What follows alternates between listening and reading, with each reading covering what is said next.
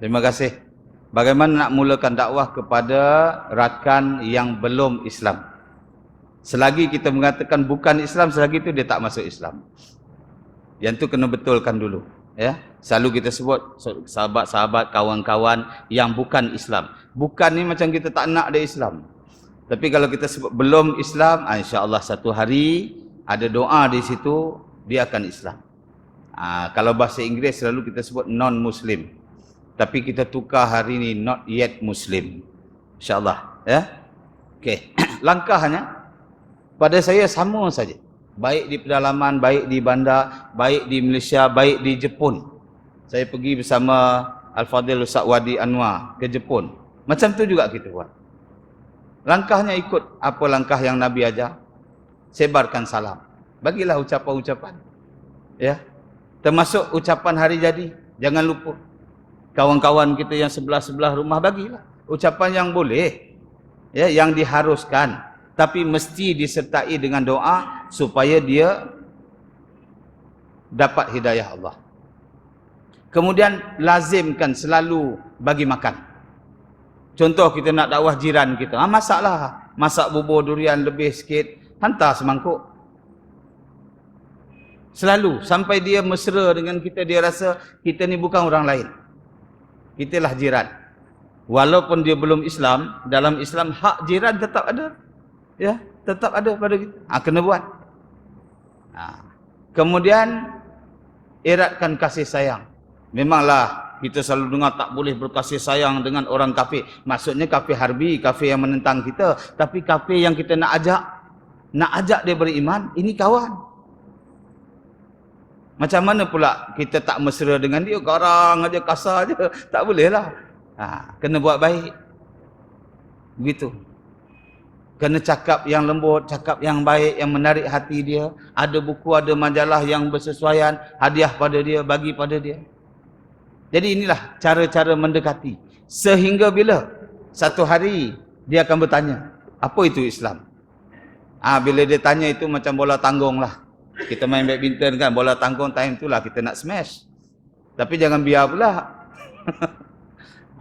Kena pandai, kena tengok. Dan kadang-kadang sengaja kita buat sesuatu yang boleh mencetuskan supaya dia bertanya. Mencetuskan. Sebagai contoh. Dalam buku ini buku yang ditulis oleh anak saya, Muhammad Safatullah. Tajuk bukunya One Way Ticket. Pergi tak pasti kembali. One Way Ticket ni sebab apa? Saya hantar dia ke Sabah dan saya tinggal. Tinggal dia 4 bulan seorang-seorang. Nak latih tawakal, nak latih sabar, nak latih bijaksana. Akhirnya dia tulis buku. Dia mengadulah kat orang ramai, kata bapak dia tinggalkan dia. Tapi nak didik, nak latih. Okey. Salah satu tajuk di dalam buku ini berkaitan dengan seorang hamba Allah di Bandung, Indonesia. Bangsa Cina, Bakal Sami. Dah 20 tahun tak makan daging. Pakar masak vegetarian. Macam mana dia masuk Islam? Namanya Stephen Liu. Sekarang namanya Muhammad Ilyas. Stephen Liu ni, dia memeluk Islam hanya melalui Facebook. Dia tengok keadaan suasana dalam Facebook anak saya.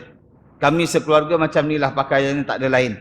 Ya, yang laki pakai serban, yang perempuan bertudung, berpurdah macam tu. Jadi dia melihat. Mula-mula soalan kepada anak saya. Adakah anda Nabi Muhammad? Itu soalan dia. Kita pun tak tahu kenapa dia tanya. Jadi anak saya pun beritahu, Nabi Muhammad tu Nabi kita, Nabi umat Islam yang sudah wafat 1400 tahun yang lalu. Cuma dia tanya, habis yang kamu pakai ni apa? Maksudnya serban tu lah. Anak saya pun beritahu, inilah serban, inilah pakaian Nabi kami dulu. Dia kata, bolehkah satu hari kalau saya nak pakai? Begitulah perbualan. Dia tercetus hanya sebab benda yang menimbulkan pertanyaan. Begitulah keadaan yang kita buat. Kita pergi mana-mana. Mana-mana kampung-kampung. Di pedalaman sana sebagai contoh. Kita pakai macam ni. Mereka akan tanya.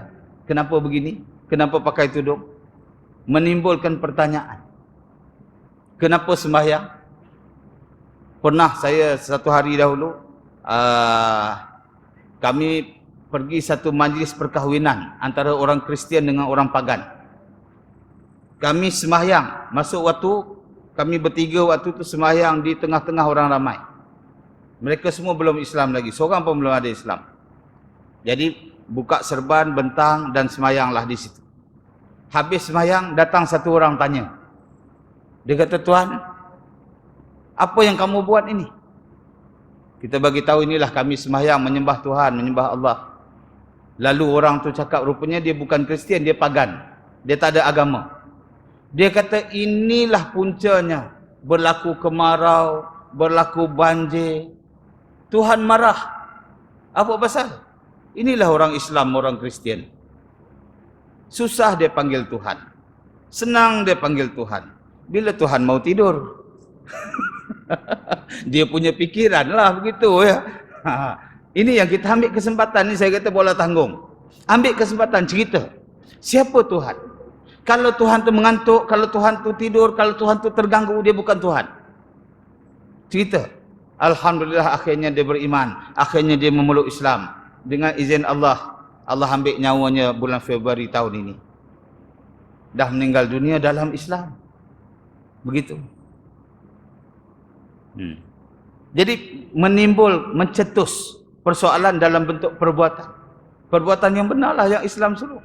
Setiap apa yang Islam suruh, Islam buat, yang Nabi buat, kalau kita buat, orang akan tanya. Ini apa? Ini apa? Ini apa? InsyaAllah. Masalah sekarang kita tak buat.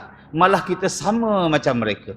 Bila sama level macam mereka, macam mana mereka nak tanya? Alhamdulillah lah setakat ni ya. Dalam rakan-rakan Facebook saya ada 2 orang dah masuk Islam. Pakai Facebook ni tak jumpa apa. Tapi Stephen Liu ni, yang saya cerita di Bandung tadi, tuan-tuan boleh dapatkan buku ni selepas ni ya. Dia memeluk Islam setelah setahun berhubung melalui Facebook dengan anak saya, dan satu petang dia benar-benar nak mengucap syahadah. Terpaksa saya telefon. Pakai telefon, ajar mengucap syahadah. Hari Rabu, hari Jumaat dia ambil tiket datang ke KLIA dan dia mengucap syahadah di masjid KLIA. Alhamdulillah. Begitu. Itu juga termasuklah dalam 52 orang yang selain daripada Sabah ya. 50 di Semenanjung ini, seorang di Kenya, di Nairobi, seorang di Indonesia yang masuk Islam. Dan Nairobi itu pun masuk Islam melalui Messenger, Facebook saja. Alhamdulillah. Ada soalan lagi?